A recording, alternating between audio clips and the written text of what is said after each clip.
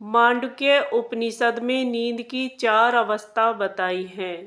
पहली है जागृत अवस्था, जिसमें हम इस समय हैं।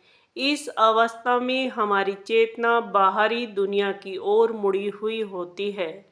हम आँखों से देखते हैं, कानों से सुनते हैं, त्वचा से महसूस करते हैं। इस अवस्था में हमारा मन बाहरी वस्तुओं से जुड़कर अनुभव करता है। इस अवस्था के लिए संस्कृत में एक विशेष शब्द है विषु। इसका अर्थ होता है वह चेतना जो बाहरी संसार का अनुभव करती है।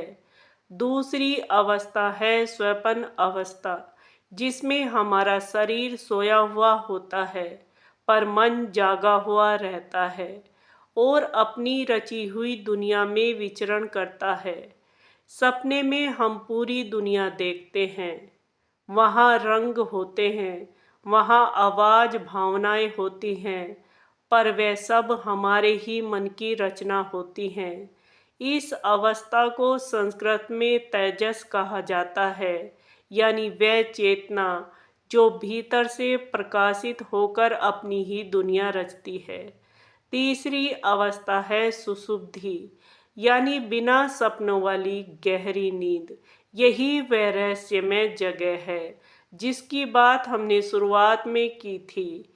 इस अवस्था में ना तो कोई बाहरी अनुभव होता है, ना कोई भीतरी सपना चलता है। यहाँ कोई इच्छा नहीं होती, कोई विचार नहीं होता, फिर भी यह पूर्ण शून्यता नहीं है। इस अवस्था को पराग्य कहा गया है। यहाँ अब रुककर एक बहुत गहरी बात समझनी जरूरी है। अगर सुषुप्ति में कोई विचार नहीं, कोई अनुभव नहीं, तो फिर सुबह उठकर हम यह कैसे कह पाते हैं कि मुझे बहुत अच्छी नींद आई। यहाँ मुझे कुछ पता ही नहीं चला, मैं बेसुध होकर सो गया। यह याद किसके पास रहेगी, कुछ पता नहीं चलता।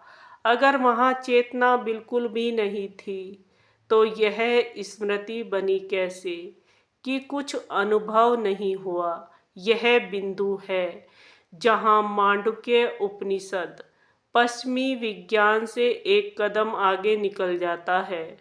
उपनिषद कहता है सुषुप्ति में चेतना का अभाव नहीं होता, बल्कि वहाँ चेतना अपने सबसे सूक्ष्म अविभाजित रूप में स्थित होती है। वहाँ न वस्तु है, न विषय है, न देखने वाला है, न देखे जाने वाला है।